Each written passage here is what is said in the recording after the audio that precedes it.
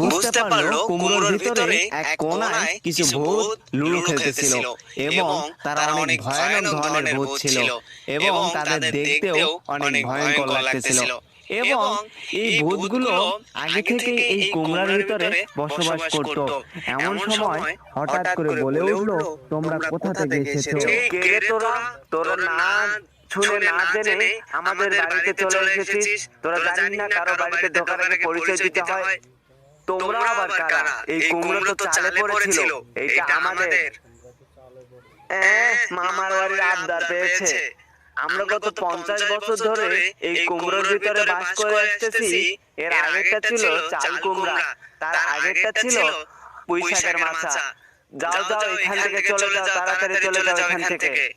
বউ বউ, চলো এখান থেকে পালিয়ে যাই। এখানে অনেক ভয়ানক ধরনের ভূত থাকে, আমরা থাকতে চাই না। এই তুমি চুপ করো তো।